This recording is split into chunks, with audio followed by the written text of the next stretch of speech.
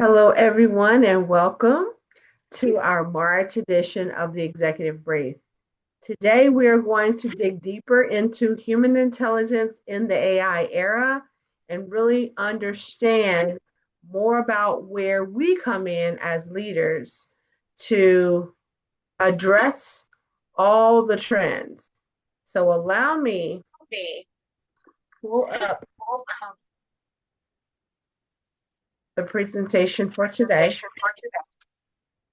And you may hear a little lag. It's because we are live streaming. So you may want to turn one of your volumes down if you are here with us live. And let's just dig in and get ready to lean.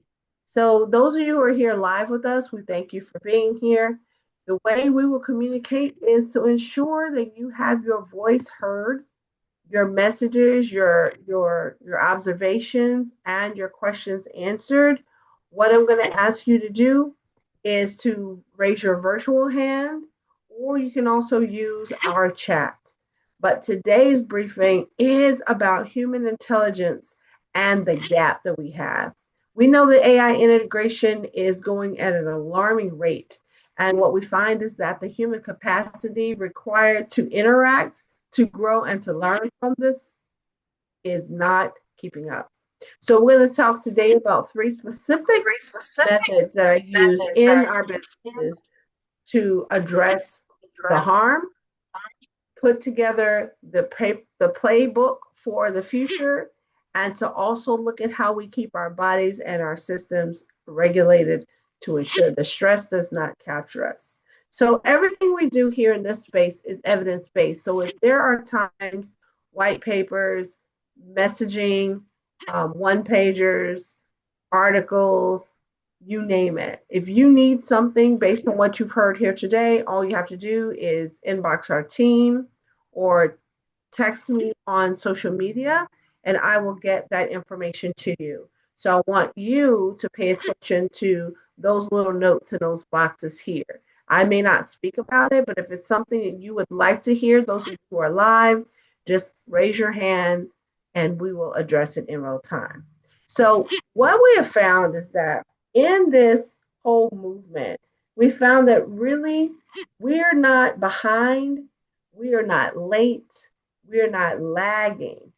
It's an infrastructure problem. infrastructure We'll talk problems. about how that impacts How you. that impacts So, good morning. I am Dawn Bell Stone.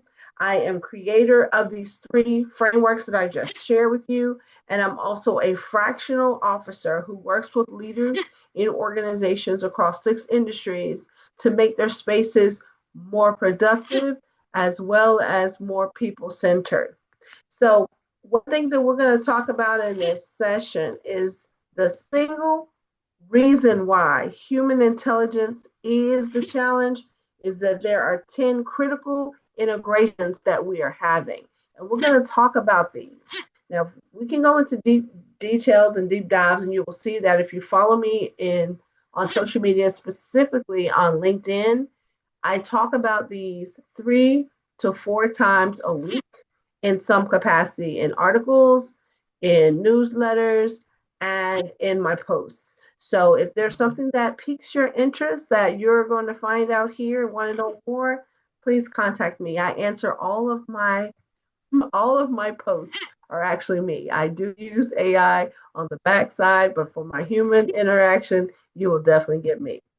So, single most important thing that I want you to understand is that the pressure you are feeling right now inside of your organization, regardless of the size, regardless of the industry, is that we are having to make slower decisions. We are finding that slower decisions come from managers and leaders, C suite, and all, having to navigate this thing, having to navigate the adoption. They're not sure what it's going to look like. We have rollout 1 through 3 through 10 in some agencies. And technically, things are live, but what we realize, we're still somehow behind. And so that is creating friction in these spaces. And that is not a technology problem. It doesn't mean go out and get more apps, go out and get more solutions, more large language models, more integrations. What we have to do is look at the human intelligence that is behind designing the entire thing. And so, for this specific reason, we know that it's slow now, and we know that there's going to be something that we have to name. Um, my apologies. We're going to have to name it. So, we're going to look at them in order.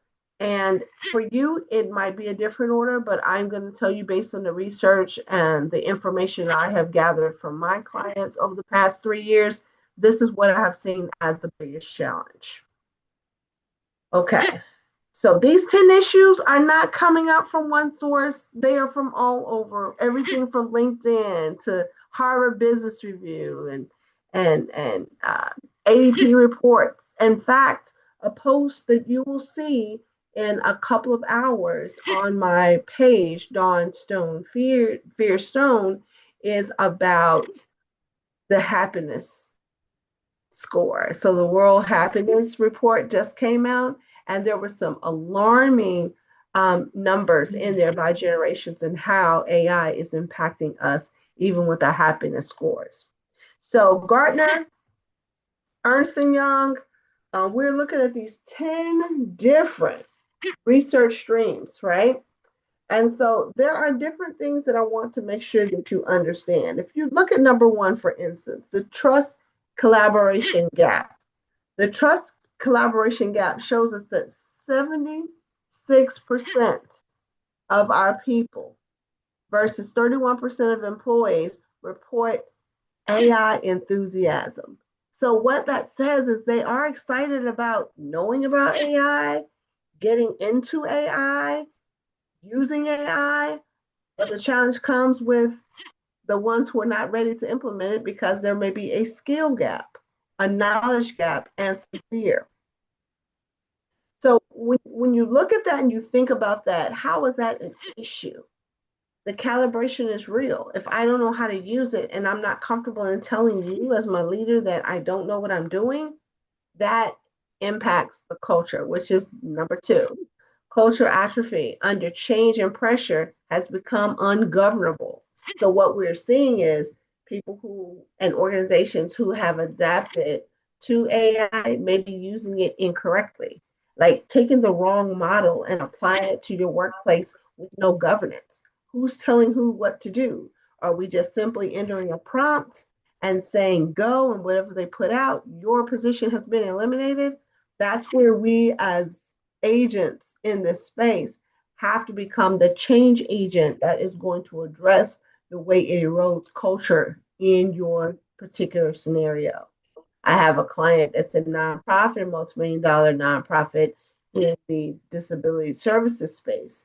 And so the culture atrophy looked different for them because the leadership changes were at the top and that permeated throughout the entire organization. So what we had to do in that instance was to get the entire agency from the top down on board, set metrics, set a logic model, put in the policies as well as the training for the team. And now, a year later, they are now operating at their optimal levels and integrating AI the right way.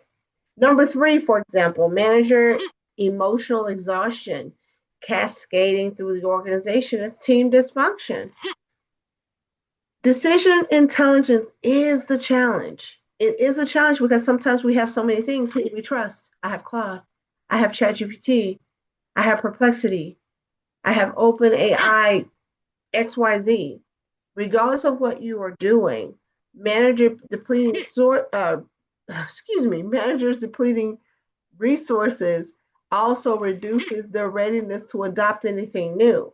So if we have integrated something that maybe a leader doesn't know how to navigate, it's going to immediately turn into exhaustion. So that one decision they used to be able to make in 2 weeks now becomes 2 months, and you have missed the deliverable, missed the sale, missed the client, and missed the mark.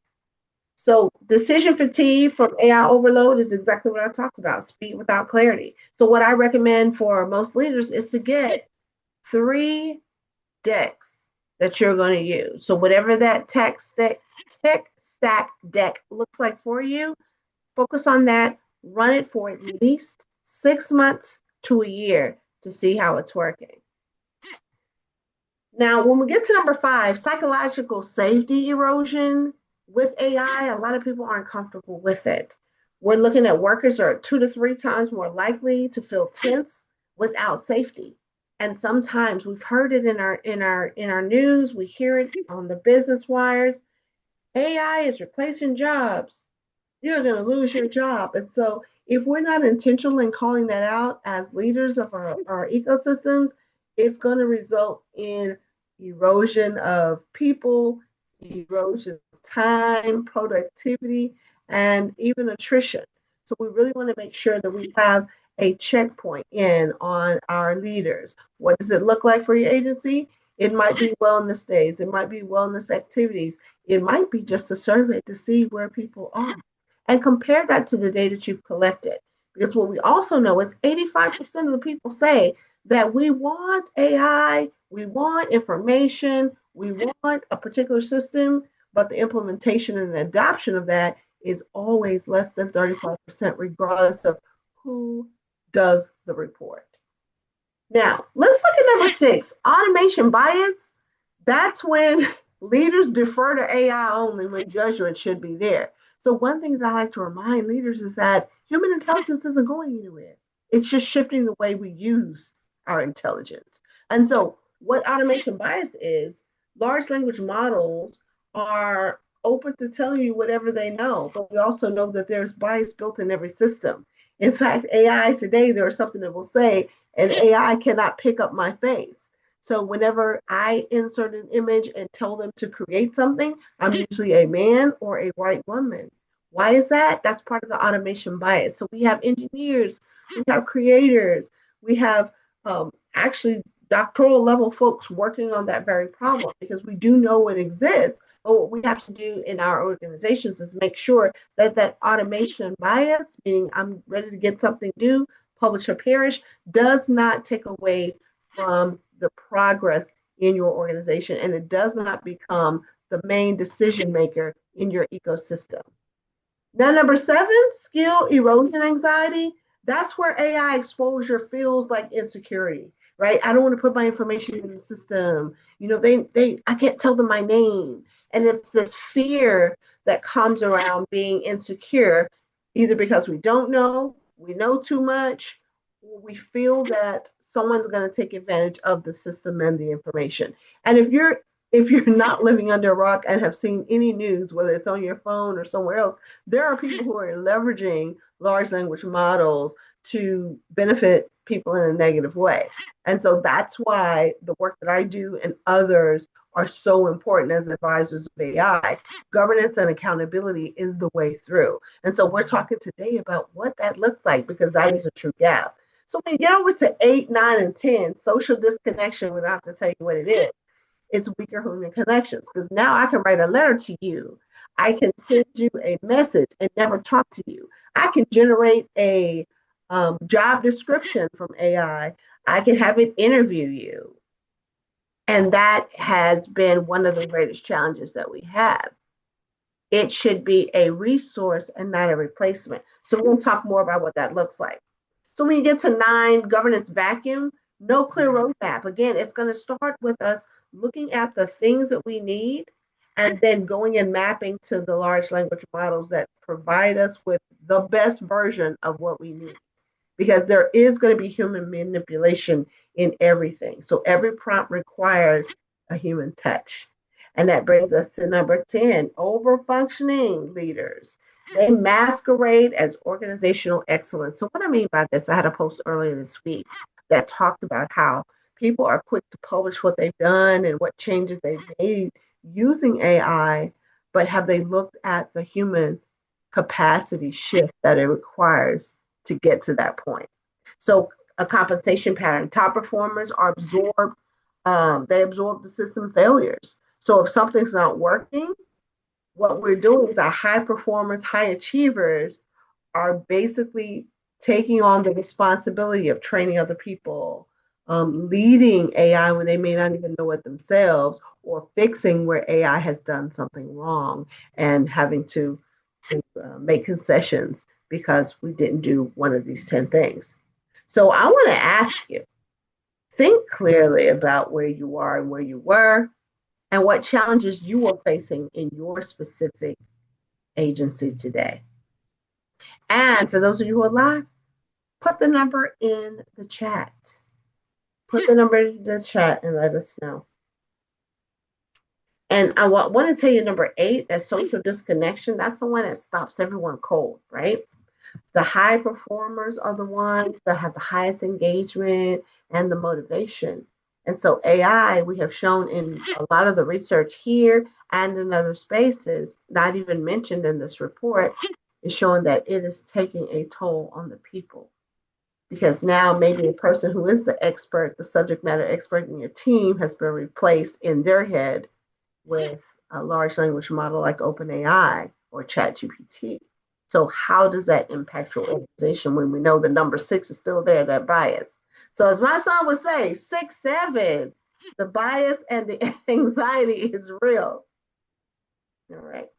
So the gap in your organization is probably somewhere here, but I want to make sure that you are able to identify what it is for you. So when we look at the issue, the data told us a lot. And I just want you to look for one moment at these 3 figures, right? Each number matters here. What we know according to the LinkedIn and the Microsoft Work Trend Index for this year, we know that 60% of the leaders say that their organization lacks a clear AI vision and plan. So if you're live here today, do you have a plan? Is it written? And can your leaders all recite, regurgitate, and use what you say is there? And 60% of the organizations said no, we don't even have a real strategy.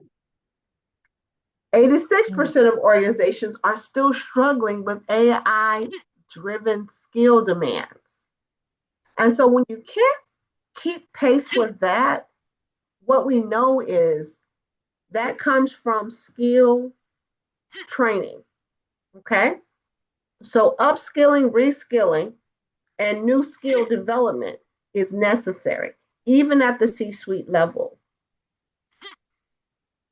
And then last, I want us to look at this. Executive to employee AI enthusiasm is open, all right? So executives may be the one in your organization that are super excited about it. But guess what? The people who have to implement it are not. And with adoption rates of less than 35%, that's huge in an agency. So how do we fix that? Here's what leaders are actually experiencing in your space. And this is what it sounds like. Strategy meetings end, more follow-up to be done. So when you look at your action register, I want you to see how many of those actions are actually completed and completed well at the end of that week, that month, that deliverable timeline. New tools are promising more efficiency while friction quietly multiplies. So friction by definition, this is what some people say is conflict, okay? Friction can be you and I in a meeting. You're pro AI, I'm anti AI. And so we have to work on this project together. So that alone is considered as friction. Friction is also a client demanding that you deliver X, Y, and Z, but you don't have the workflow built into it yet. And that's friction.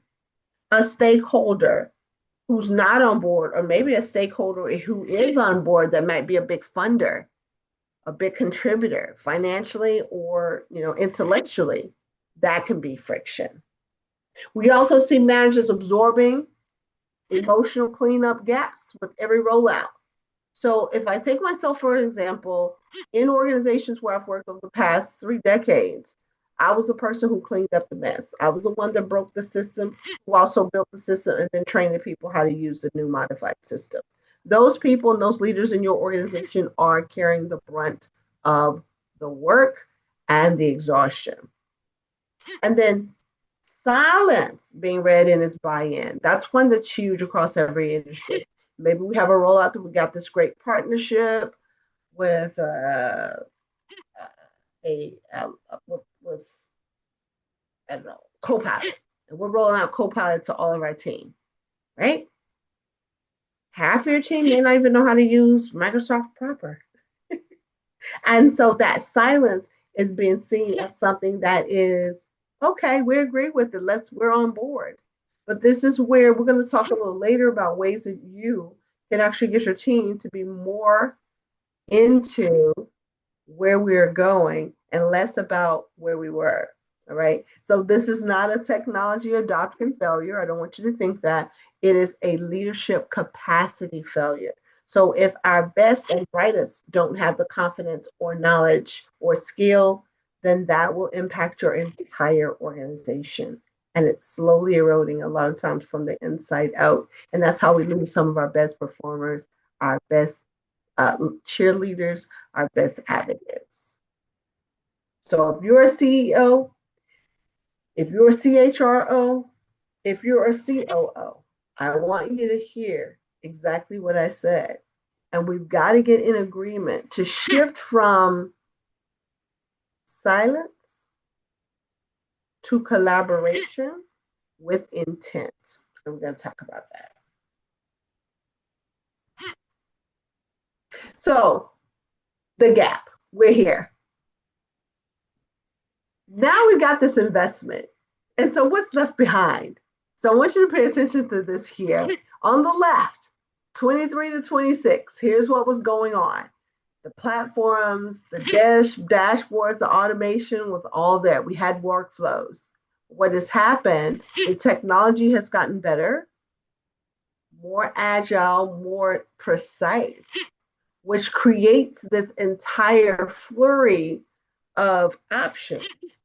But every option is not for every client or company.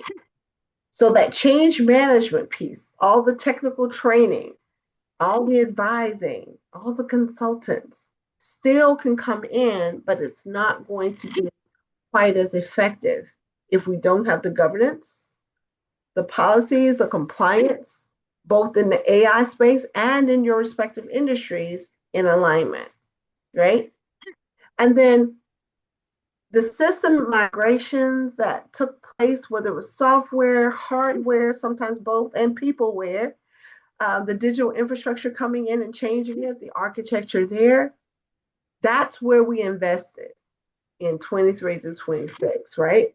Productivity tools and effective measurement. So whether you're measuring through OKRs, logic models, simple metrics, financial gains and losses, whatever that is, has been challenged. And here's what we found over these last 4 years that wasn't necessarily top of mind when it came to the investments that were made. Our capacity of our leaders. So we talk about the nervous system, that's emotional intelligence. So although you're giving me new tools to invest in, I haven't invested in me, nor am I really open to this, right? Leaders under AI are under extreme pressure. We have billions of dollars invested in this. And many companies, you look at any headline, they are saying, we're adopting this, we're doing this, we have the AI here, we have AI there. The human intelligence infrastructure for decision quality has gone out the window because a lot of times we're relying on AI. And AI tells you in the bottom, AI can make mistakes. And we're only as good as what we put into the system. So what that also means is conflict has increased and the capacity for navigating conflict has increased as well because we're in hybrid workspaces now. We have some teams that are 100% remote. And so you never see someone outside of a box. How is that impacting our gap? Then you've got somatic readiness. I was on with some clients earlier this week and they told me I'm going from meeting to meeting, Zoom to Zoom, Teams to Teams. What is the impact on our leaders? Yes, we have AI to take notes, but the note that we needed to understand is that the human body was not there. We're in the room, we're off camera, but our bodies are screaming. So that somatic readiness for sustainable leadership is not there. And then last, the culture stability. How can we sustain a culture literally and figuratively if we're not together physically? So again, stability of your organization relies on this digital transition. And so I have 4 steps here as to the why. AI is everywhere simultaneously and not siloed. Previously, we were able to work our funnels one at a time, but now it's across every level of your organization. It's in transportation. It's in the way your leaders are finding out information. It's the way your customers tell you more information that maybe your team doesn't know. Our managers are now leading human AI hybrid teams without infrastructure. Over this 4 year period, not many organizations took the time to look at what performance metrics should be measured in our new ecosystem. What does the future of work really look like and require? Because they're having to make high stake decisions based on being at home or sometimes virtual or fully in the office when all the people and the parties are not in the same room. But we have AI. Third, the cost is invisible until it compounds.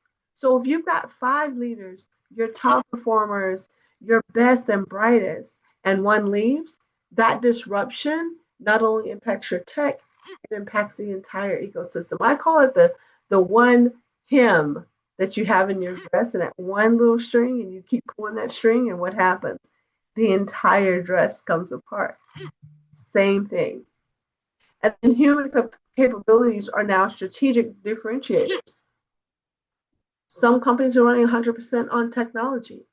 When the tech breaks, then what? A human has to intervene. So when you think about it, reframing your leaders and helping them understand that human capabilities are the things that make us great, not the AI integration. So we got to look at the fluency of human and artificial intelligence simultaneously and leverage the two. So it will take a human to govern it. It'll take a human to be adaptive as well as the change agent to make the model work the way it's supposed to for you. So we look at the framework. The first framework, competency, conflict management, and culture. When we talk about emotional sustainability or emotional sustainability, the human intelligence infrastructure for your AI adoption is the one thing that is missing. So are your leaders capable and competent enough to do the work? Do they enjoy it? If not, what is the plan? Conflict management really this pillar calls for us to understand the organizational tensions. How do we look at that? We need to use the surveys, need to poll the people, sit and go back to the skip level meetings, the town halls, the one-on-ones, because we need to understand where your people are. And this also ebbs and flows based on the generations, their tenure, and again, their first C, which is competence. Because all of these impact your authority, the culture of your agency. You cannot be at a place where your nervous system is out of regulation or your people cannot get the information, training, and things that they need. So, what is next? Those who are stressed cannot work.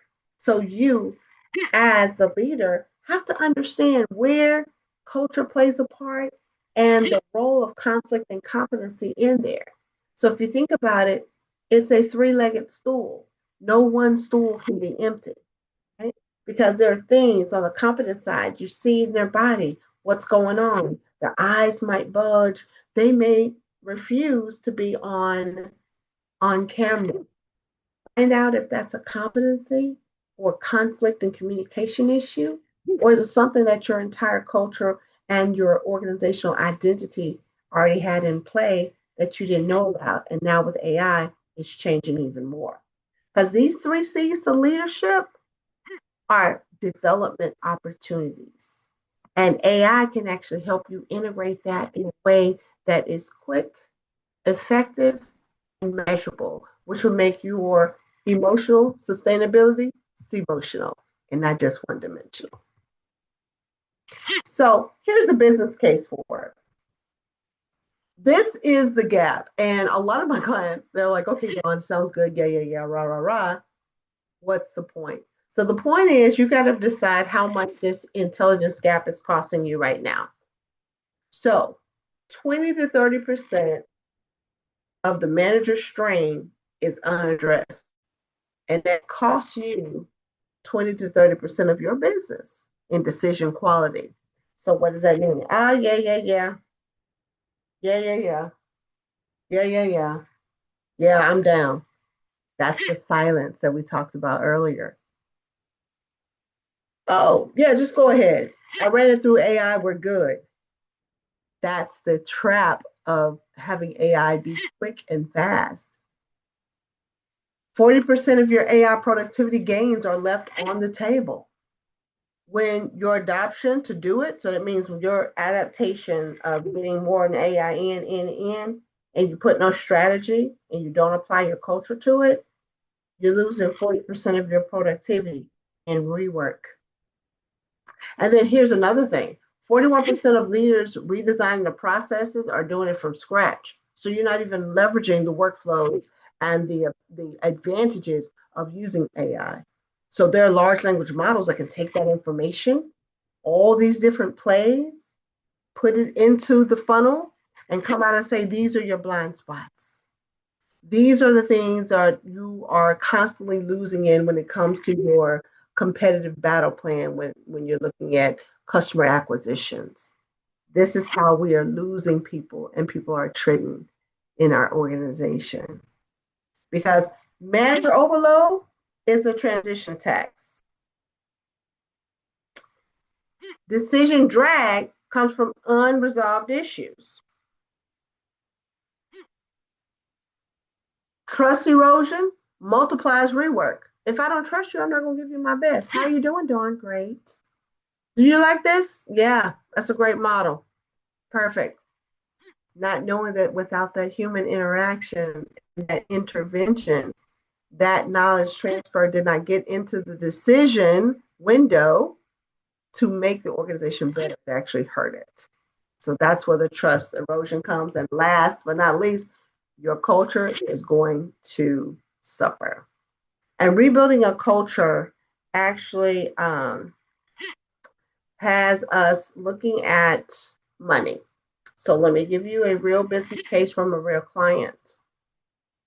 My clients within the last 3 years have lost between $300 and $1.2 million in not addressing human intelligence.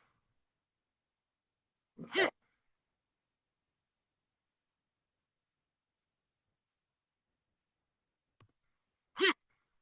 Now, let's look at your organization. Let's do a diagnostic test right here. And this is where I'm going to have you as we're getting to a close. Compression. Where is your organization in AI?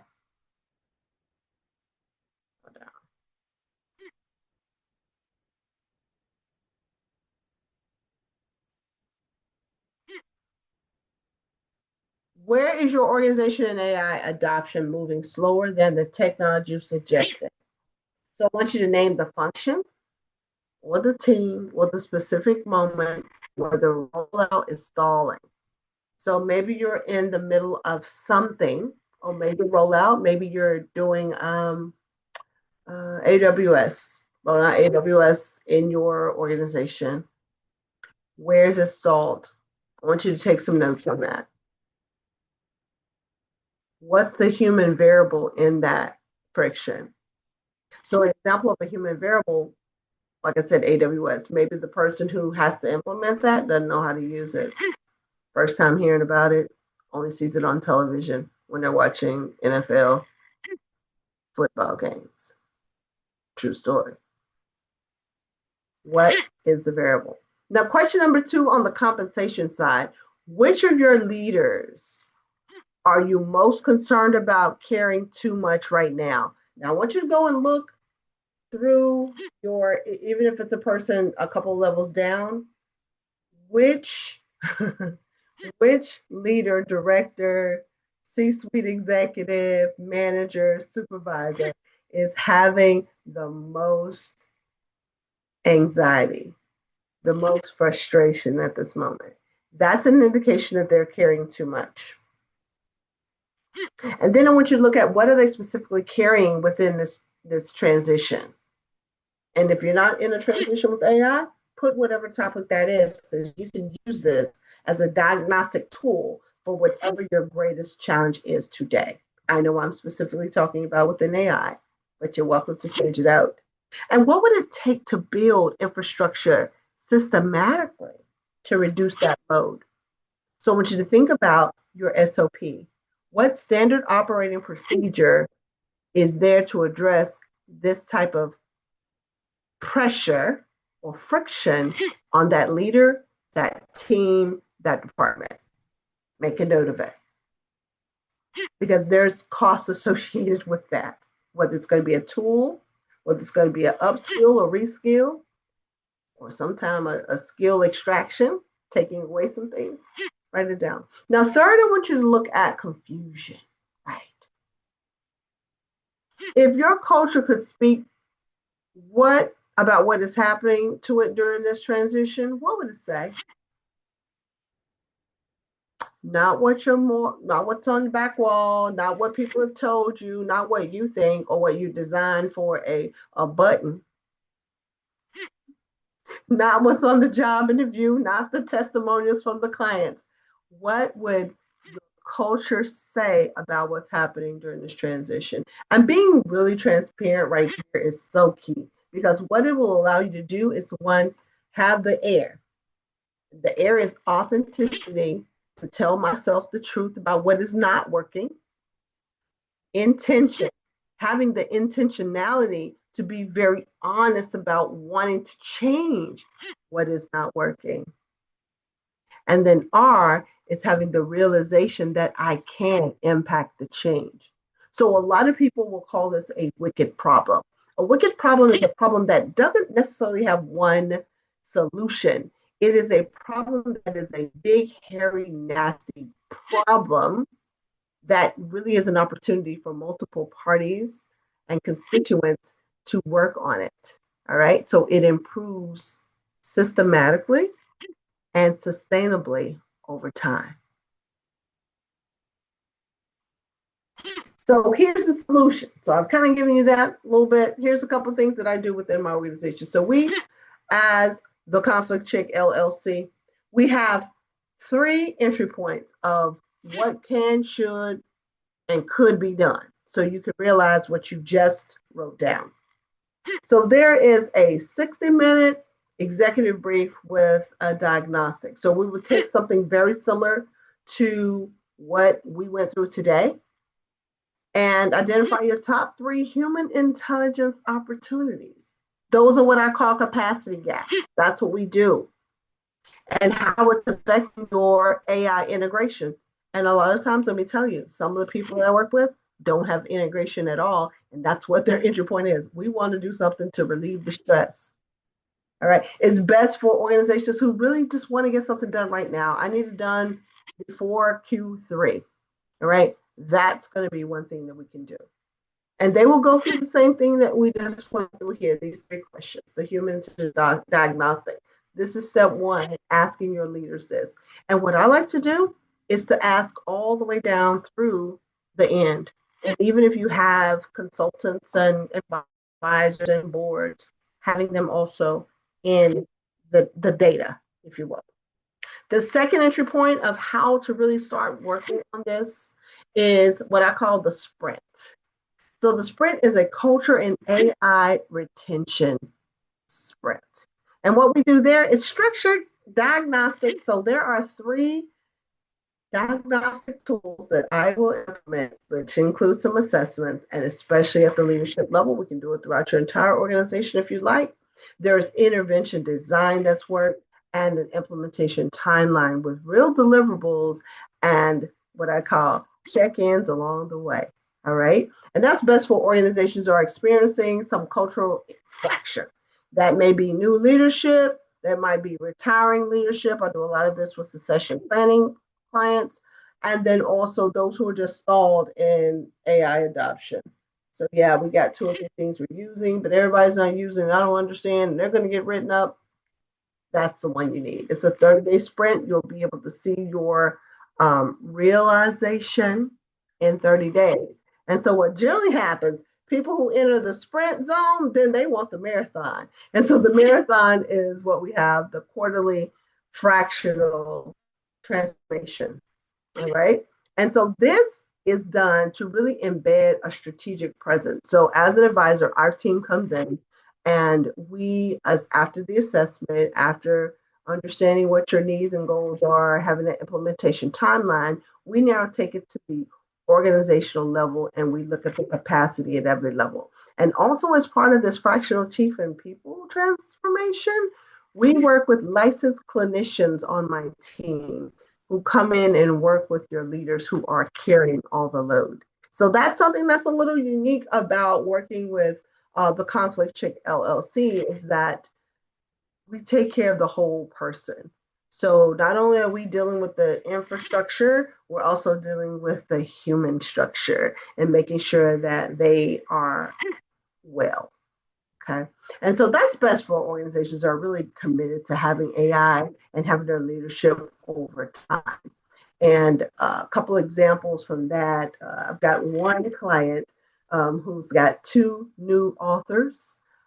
Several of that same organization of 27 leaders, over $10 million in it's a global footprint that they have. They have a strong, small, and mighty team, but they've also built their strategic partnership bench and their leaders. And they have had zero attrition, 100% retention by doing that fractional piece. So it depends on what you're needing and where you are.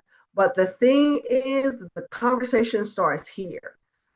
If you're dealing with people in your organization, the gap is there, whether you know about it or not. And we're going to look at the cost of whether you want to do something about it now or something about it later. Because AI is not waiting for your leadership to get ready. It is already here.